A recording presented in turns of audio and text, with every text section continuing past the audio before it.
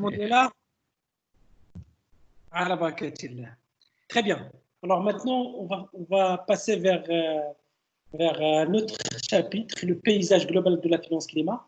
Alors, avant de passer donc parler de ça, donc un petit récapitule.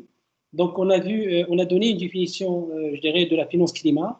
Et on s'est mis d'accord comme quoi la finance climat, il a une définition. Donc, il n'y a pas une définition unique.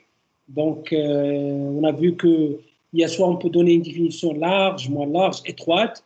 On a parlé aussi que de quelques principes de co-marginaux, d'additionnalité.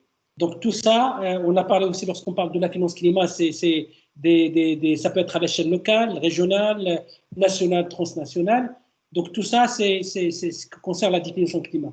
Lorsqu'on a parlé aussi des besoins, on a parlé qu'est-ce que finance la finance climat. Donc on a mis l'accent sur les principaux instruments financiers qui peuvent impacter la réduction des coûts ou les instruments qui vont augmenter, je dirais, les revenus. L'objectif, c'est de réduire ce qu'on appelle le déficit de viabilité qui entache la plupart des projets qui sont de développement durable, je dirais, d'économie propre, etc. Donc, il faut agir sur ce déficit de viabilité. On a vu aussi que lorsqu'on parle de financement propre, du financement climatique, c'est qu'on a besoin de capitaux. Les capitaux, c'est très important pour pouvoir promouvoir cette capacité d'intervention pour faire évoluer les industries qui sont décarbonisées au détriment d'industries carbonisées qui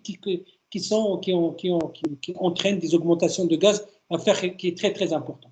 Donc voilà ce qu'on a vu, les points saillants qu'on a vu les parties précédentes. Maintenant, on va voir un paysage global de la finance climat. Alors, le paysage global, c'est que lorsqu'on parle de la finance climat, donc, quels sont les flux de la finance climat? Donc, qu'est-ce qu'ils financent? Donc, ça, c'est le premier point. Là, on va faire un zoom sur la position du Maroc à l'échelle internationale, d'accord, pour voir, mais déjà, on peut dire jusqu'à maintenant, le Maroc, il a mobilisé jusqu'à 800 millions de dollars. Donc, pratiquement, c'est 8 milliards de dirhams qui ont été mobilisés dans tout ce qui concerne jusqu'à maintenant en matière de changement climatique, ce qui est très important. On va parler des acteurs. Alors, vous vous rappelez, lorsqu'on a parlé au départ, donc, il y a la multitude des acteurs. Donc, c'est très important, on va faire une certaine typologie des acteurs qui interviennent en termes de la finance de climat. Voilà, les finances sont disponibles, comment ils doivent être acheminés, quelles sont les voies d'acheminement, donc avec un S, les voies d'acheminement de la finance climat, quels sont les besoins qui sont identifiés et quels sont les instruments financiers pour pouvoir véhiculer cette finance climatique. Donc la finance climat, donc, il est véhiculé à travers des instruments financiers. Donc voilà ce qu'on va voir concernant cette partie. Alors, les caractéristiques par rapport au premier point, lorsqu'on parle de la finance climat, c'est qu'il y a différents acteurs qui sont impliqués. C'est qu'il y a plusieurs types d'organismes. C'est qu'il y a différents bénéficiaires. Donc, vous voyez cette équation, c'est vrai qu'elle est simple, mais elle est à plusieurs inconnus. Différents acteurs, différents intermédiaires, types d'organismes qui font la mobilisation des ressources, et différents bénéficiaires. Donc, qui l'octroient par la suite aux différentes activités, soit des mesures d'atténuation, soit des mesures d'adaptation, soit des mesures transversales. Donc voilà, je dirais, ici c'est un schéma donc, qui donne les flux de la finance climat à travers le monde. Alors on voit ici donc, tout ce qui concerne la finance nationale, la finance bilatérale, la finance multilatérale, aussi tout ce qui concerne l'activité privée, que ce soit en termes d'investisseurs ou en termes d'institutionnels privés. On voit ici les différents instruments, ce qu'on a vu, GAN par exemple, tout ce qui concerne les instruments financiers qui sont utilisés. Voilà. Ici, on voit tout ce qui concerne je dirais les récipients, c'est-à-dire que ce soit public, que ce soit privé, donc ou public-privé, parce que il faut le voir que dans l'avenir, il y aura une évolution significative des 3 PP, partenariat public-privé.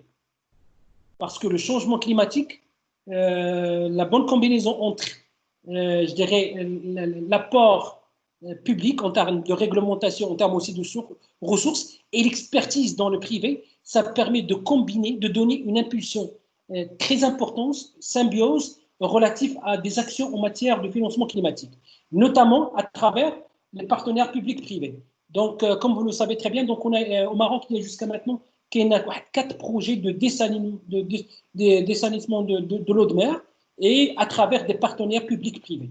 Donc voilà, et ça entre donc tout ce qui concerne le public, le privé, le partenariat public-privé. Ici, il y a tout ce qui concerne, je dirais, les mesures, soit de l'adaptation, soit je dirais, des deux, soit de l'atténuation. Donc voilà les sources de la finance climat à travers le monde, à travers, je dirais, des montants, sachant que c'est des montants qui évoluent avec le temps. Bien, donc, alors les activités d'atténuation, pour le moment, représentent 93% de la finance climatique entre 2015 et 2016. Ça veut dire qu'il y a une certaine prépondérance des activités d'atténuation, une prépondérance du financement des activités d'atténuation. Donc, on voit ici pratiquement 112, 117. On voit ici tout ce qui est adaptation, c'est 27, 26, 22. Donc là, pour le moment, jusqu'à maintenant, sachant qu'on va le voir dans le fond vert, il préconise d'avoir 50% d'adaptation et 50% d'atténuation. Donc, tout dépend maintenant, je dirais, des enjeux. Voilà. Mais pour le moment, il y a plus d'activités d'atténuation qui sont financées dans le cadre de la finance climat. Par secteur et par mesure d'atténuation, alors 74% sont destinés uniquement à la production d'énergie renouvelable. Donc, vous voyez que les énergies renouvelables commencent à prendre, je dirais, de l'importance. C'est tant mieux, parce qu'on a besoin d'énergie propre. Les investissements publics s'orientent de plus en plus vers l'efficacité énergétique ou le transport. Donc, les investissements publics, le transport, tramway, le train, donc c'est des modes de transport qui restent sobres en carbone. Et aussi dans tout ce qui est développement des procédés relatifs à l'efficacité énergétique. Pour les énergies renouvelables, qu'ils deviennent de plus en plus un investissement commercial dans plusieurs marchés. Et tant mieux. Et ça, c'est une très bonne chose. Les énergies renouvelables commencent à devenir un investissement commercial. Donc là, vous savez, le secteur privé, donc, il veut un gain, il veut des bénéfices. Donc si c'est l'industrie de l'énergie renouvelable devient une industrie rentable, donc on aura dans le futur plus de privés qui vont s'orienter vers cette activité sans pour autant attendre les subventions de l'État ou quelques instruments, je dirais, d'interventionnistes de l'État. Donc, et ça, c'est très important. Par exemple, le cas du Maroc, le projet Mazen, c'est vrai, il a bénéficié pas mal d'avantages publics, d'accord, en termes de prix de rachat, en termes je dirais, de terrains qui ont été mis en place, mais on sait pertinemment qu'à terme, c'est-à-dire à moyen terme, c'est un projet très, très rentable. Donc, en même temps, il va faire bénéficier au Maroc des avantages, je dirais, avoir une certaine, équilibre concernant les importations, parce que les importations, c'est des devises, mais aussi, il va développer éventuellement des technologies plus performantes qui permettent d'avoir une certaine capacité de production d'énergie propre qui est très importante dans le futur.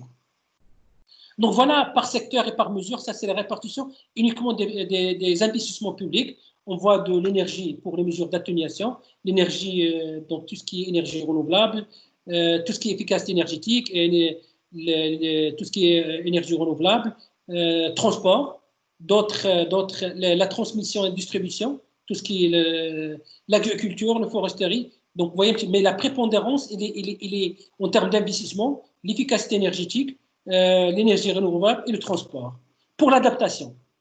Alors, pour le moment, les activités d'adaptation ne représentent pas beaucoup. Il n'y a pas en matière de financement climatique pour le moment. Les investissements publics d'adaptation sont dominés par le secteur de l'eau et le traitement des eaux. Donc ça, c'est l'élément le plus important qui est mis en œuvre. C'est tout ce qui concerne le secteur de l'eau. Parce que, comme on l'a vu, il y a pas mal de je dirais, de fonds qui imposent ce facteur d'additionnalité et de coût marginal qu'on a vu au départ. Donc, ce qui permet que l'adaptation, pour le moment, ne bénéficie pas, étant donné que c'est une équation, parce que les critères d'additionnalité et des coûts marginaux, on piétine pour un financement important en matière d'adaptation. Donc, du coup, c'est un aspect que surmonte dans les COP des prochaines COP, on aura à discuter parce que la finance climat, chaque fois qu'il y a une COP, donc on aura discuter en long et large tout ce qui concerne la finance climat. Donc ça, c'est parmi les points qui seront discutés, rediscutés lors des prochains COP. Ici, c'est tout ce qui concerne les systèmes, les mesures d'adaptation. On voit que ici, c'est l'eau et les eaux usées, suivi par l'agriculture, c'est suivi par les inondations, tout ce qui est disease risk, suivi par tout ce qui concerne de manière transversale, et puis tout ce qui concerne la protection je dirais, du littoral. Donc ça, c'est la répartition des investissements publics. Mais ce qui est très important à retenir, c'est cette prépondérance à tout ce qui concerne les adaptations par rapport à l'eau et des eaux usées. Ici, par zone, les flux financiers par zone. On voit ici clairement l'Est de l'Asie et du Pacifique sont très, très loin. C'est 180 millions de dollars, milliards de dollars qui sont été mobilisés à ce jour. L'Europe de l'Est, l'Amérique latine, Corée et Japon. Et puis par la suite, vous voyez à la fin, le Middle East et North Africa. Donc jusqu'à maintenant, c'est 8 milliards. Et comme on le voit par la suite, dans le Maroc, il fait partie d'une manière significative. Donc ici, les Middle East et North Africa, c'est parmi les parents pauvres par rapport à tout ce qui concerne le flux de finances climat par zone géographique. Mais comme on va le voir, pour le Maroc, c'est un très bon élève. Alors pour le Maroc a pu attirer de montants très importants de la finance climatique grâce à ses politiques climatiques ambitieuses et son engagement à l'échelle internationale. Mais il s'agit uniquement d'une grande prépondérance à des financements publics. Une grande, mais la plupart, c'est des financements publics. Pour les financements publics, le Maroc est classé 3e, derrière l'Inde et le Brésil.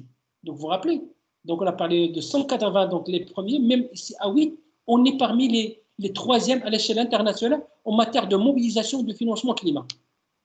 Au niveau de la finance climat, au niveau de la région MENA, le Maroc se positionne comme leader en termes de financement public, qu'il a pu décrocher globalement. Ce sont 800 milliards de dollars qui sont investis et c'est des montants qui, de jour en jour, qui augmentent. Ça veut dire que le montant qui était mobilisé à ce jour, c'est des montants qui sont très importants et cette dynamique, comme j'ai dit au départ, c'est très important, cette dynamique soit couplée à une dynamique entre le secteur privé et le secteur public. Donc, comme vous voyez, le Maroc, il a mobilisé jusqu'à maintenant 784 millions de dollars, suivi par l'Égypte, 397 millions de dollars. Donc, pratiquement les deux grands pays, hein, sachant que en matière, l'Égypte, il est très agressif sur ça, mais le Maroc, il a pu gérer jusqu'à maintenant, vu, je dirais, ce qu'il a mis. Parce qu'il faut savoir que sur le plan institutionnel, le Maroc, il a mis beaucoup d'actions dans ce sens. On parle de la stratégie nationale de développement durable, où l'axe 4, il a mis sur tout ce qui est changement climatique. Il y a le PCCM de 2014, il y a les communications pour répondre à la Convention cadre des Nations Unies. On parle de la première communication, deuxième communication, troisième communication, et maintenant on parle de la quatrième communication, le NDC. Donc le cadre institutionnel du Maroc, il est très bien balisé, ce qui a permis cette mobilisation de ces montants. Vous vous rappelez qu'est-ce qu'on a dit? Lorsqu'on a une certaine interconnexion de ce volet politique, économique, financier, ça permet de faciliter le drainage des flux financiers. Et ça, c'est très important. Donc, ce montant très important aux alentours de 800 millions de dollars, c'est la résultante de l'effort qui est consenti par le Maroc sur le plan réglementaire et sur le plan institutionnel. Maintenant, il faut que les autres acteurs, notamment privés, suivent la relance pour être, surtout au niveau du privé, les montants sont aussi conséquents. Donc voilà la répartition je dirais, en termes de montants publics qui ont été approuvés en millions de dollars. Maintenant, on a passé maintenant sur le flux de la finance climat, le cas du Maroc. Maintenant, on va parler des acteurs. Alors, vous vous rappelez qu'est-ce qu'on a dit qu'il y a la multitude des acteurs. Ah oui, la multitude des acteurs qui interviennent en matière de finance climat. Les organes gouvernementaux, les institutions nationales financières de développement, dont les institutions bilatérales, les institutions multilatérales financières de développement, il y a les mécanismes de la Convention cadre des Nations Unies, il y a le mécanisme non hors Convention cadre des Nations Unies, les institutions financières commerciales purement, les acteurs corporatifs, les développeurs de projets, les investisseurs institutionnels et les ONG. Donc il y a une multitude d'acteurs.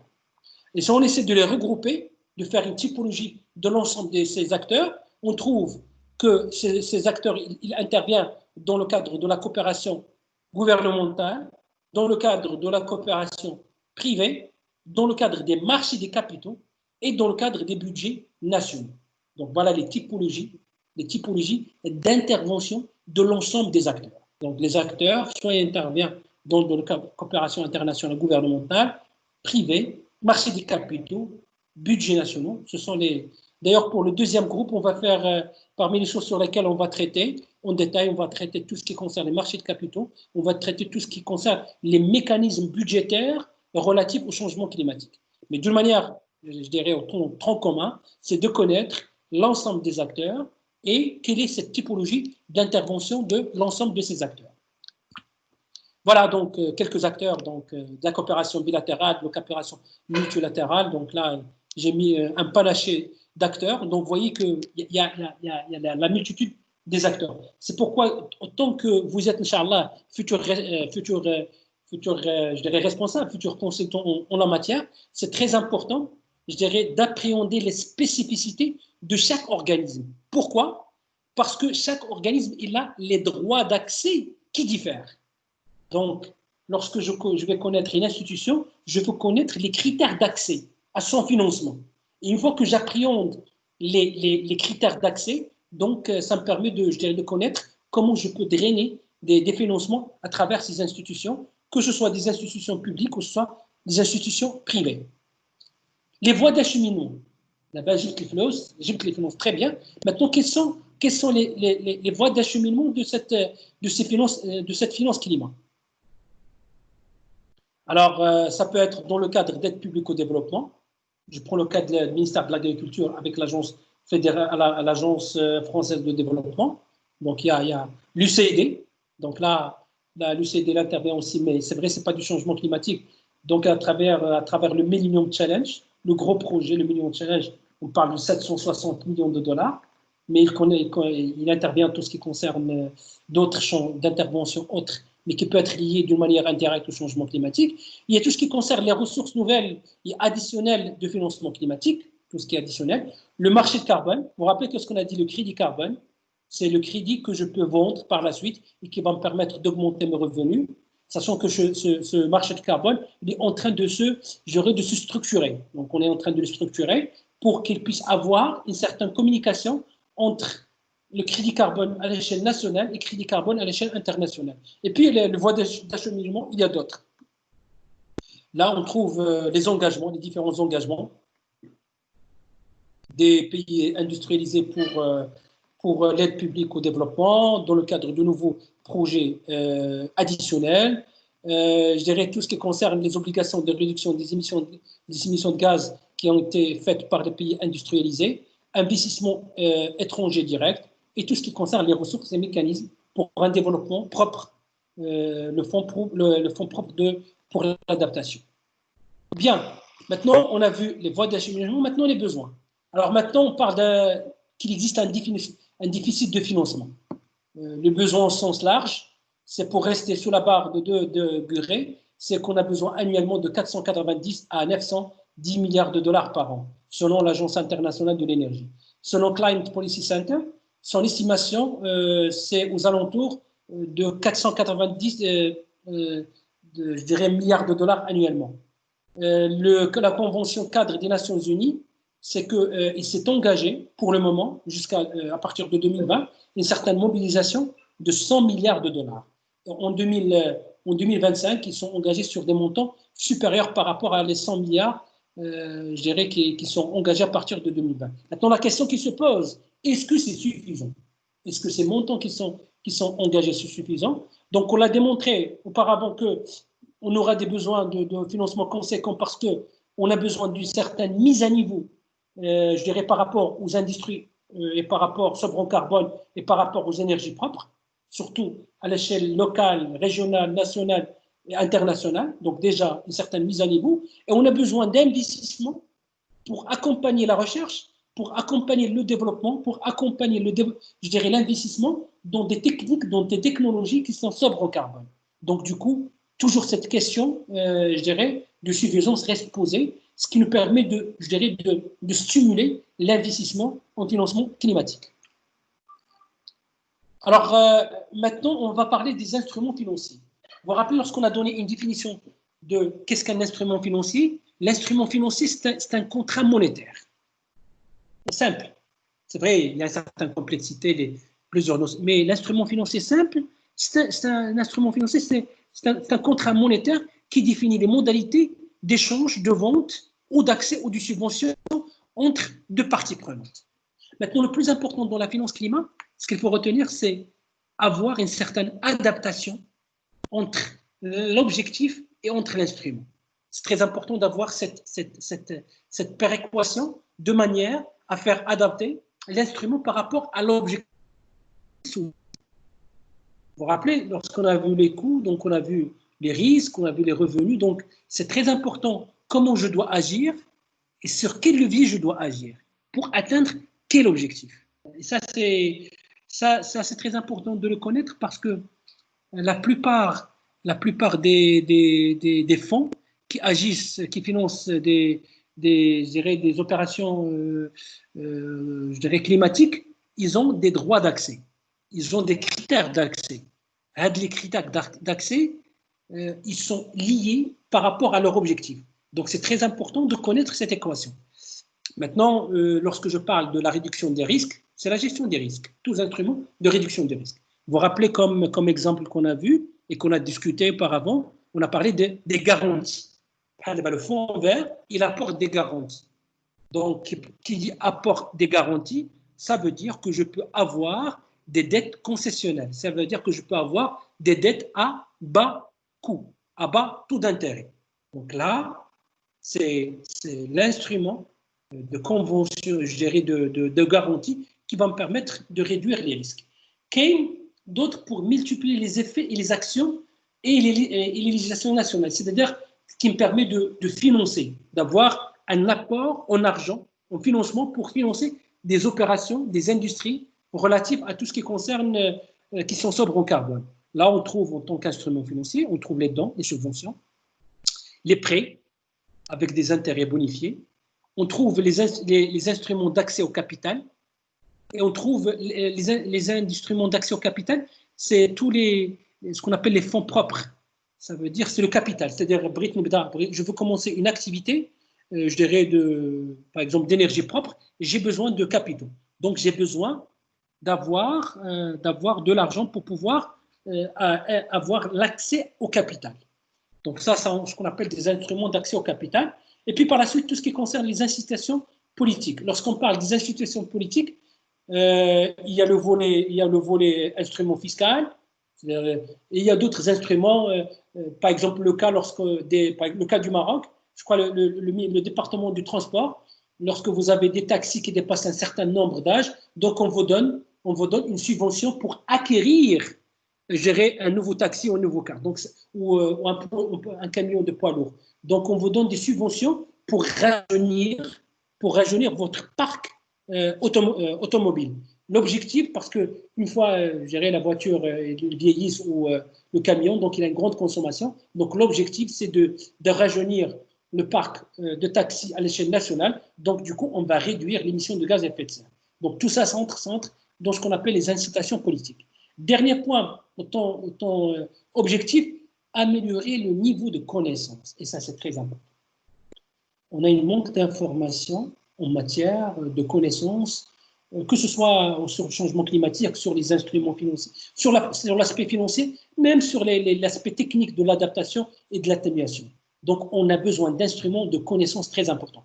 4C avec le budget qui est là, mais il apporte même si c'est un petit budget par rapport aux autres institutions, mais il apporte un apport hautement significatif sur la diffusion de la connaissance en matière de changement climatique. Donc, gérer les acteurs, les jeunes, le futur responsable, le futur consultant, les décideurs publics-privés, ils ont besoin pour pouvoir améliorer le niveau de connaissance sur ces aspects.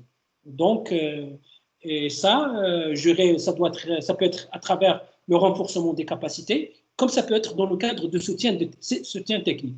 Donc, aujourd'hui, nous se situons dans le troisième instrument, c'est améliorer le niveau de connaissance. Là, donc, l'objectif, il est clair, comme j'ai dit au départ, c'est de rehausser, c'est de diffuser, c'est de garnir votre connaissance en matière, je dirais, de changement climatique, notamment le volet financier.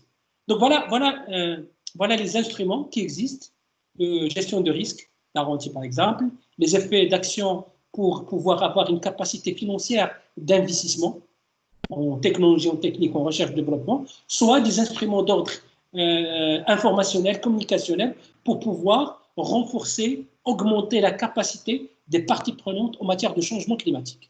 Maintenant on va voir pour la partie, on va faire un zoom sur ça, sur les prêts, sur les instruments d'accès au capital. Bon, c'est vrai, c'est un petit peu, c'est purement financier, mais je veux que vous puissiez démystifier tout ça. L'objectif, c'est simple, tout ça, c'est simple. Ça, ce qu'il faut retenir en tête, je voulais que vous démystifiez tout ça. Donc, éventuellement, même ceux qui ne vont pas être spécialisés dans le domaine, ils auront à rencontrer, je dirais, de telles notions. J'aimerais bien les discuter avec vous. Ça vous permet d'avoir une idée un peu plus ou moins claire sur des instruments financiers. Donc voilà, donc l'évolution des principaux instruments financiers je dirais, donc on voit ici les balance sheet finance, donc ce sont les plus importants, suivis par les project debt, le deuxième, low cost project debt, et puis tout ce qui est project equity, tout ce qui est garantie, et d'autres instruments. Donc voilà lorsqu'on parle d'instruments financiers, d'accord, relatifs à tout ce qui concerne les prêts, les instruments d'accès, j'ai les 6. Donc, on va en parler. Donc, ça, en termes d'importance. Donc, vous voyez ici, balance sheet finance, c'est aux alentours de 198, 140. Donc, c'est des montants qui sont assez. Et ça, c'est en milliards de dollars selon Center Policy Center, donc initiative. Donc, qu'est-ce que les instruments? On va passer un par un. Donc, ici, on a vu l'importance en termes de montant. Maintenant, on va en discuter. Comme ça vous permet de connaître un petit peu de la finance des marchés relatifs aux instruments financiers. Alors, lorsqu'on parle de balance sheet finance debt, c'est tout ce qui concerne le financement interne sous forme de dette. Lorsque je prends des dettes de la banque, ça s'appelle financement interne sous forme de dette. La particularité des dettes en matière pour financer des activités sobre au carbone, c'est que la projection sur 30 ans, sur 40 ans, sur 50 ans. Donc, vous avez une projection à très, très long terme. Pour les financiers, pour lui, le long terme, c'est le court terme, c'est 1 an. Ça, je parle de finance d'entreprise. On parle comme ça, vous faites un parallélisme. Le finance d'entreprise, surtout pour ceux qui font de la comptabilité et de la finance de la trésorerie d'entreprise, on parle court terme, c'est inférieur d'1 année. Moyen terme, 1 an et 5 ans. Au-delà de 5 ans, on parle de long terme. En finance climatique, en finance climat, les ordres de grandeur se diffèrent, donc ils s'allongent. Donc c'est pourquoi on parle de financement inscrit au bilan, c'est sur 30 ans, sur 40 ans, sur 50 ans. Deuxième instrument, les dettes de projet. Il s'agit de prêts à contrarier selon des taux de marché, là je parle de taux de marché, sur une période de remboursement moyenne de 5 à 10 ans. Donc là, vous avez, ça c'est des projets qui diffèrent par rapport au financement premier, ça par rapport à l'échéancier de remboursement. Et le dernier point, c'est ce qu'on appelle Project Equity, c'est ce qu'on appelle apport de projet propre. Donc ça, c'est des financements qui sont mobilisés pour la réalisation d'un projet. Dette concessionnelle, c'est là qu'on a vu, vous vous rappelez, dette concessionnelle, donc là, donc low cost project debt. Alors c'est quoi les dettes projet low cost project debt? Il s'agit de prêts contractés à des taux concessionnels. Vous vous rappelez lorsqu'on a parlé des taux concessionnels? Soit je peux agir sur le taux d'intérêt, soit je peux agir sur la période de grâce ou le différé de remboursement d'un prêt. Donc, les projets concessionnels, il s'agit de prêts contractés à des taux concessionnels, soit des taux inférieurs généralement bonifiés par rapport au taux de marché en vigueur, par exemple, avec un différé par exemple, de 5 à 10 ans, et de long terme pour le remboursement de la dette, par exemple, de 20 à 40 ans. Donc, c'est ce qu'on a dit. Mais ça, par rapport aux autres dettes qu'on a vues, ça, c'est des dettes qui sont au prix de marché. Les subventions, les garanties, il s'agit de dons gratuits. Il est possible, dans certains cas, que le don soit remboursable. Il s'agit alors d'un prêt sans intérêt.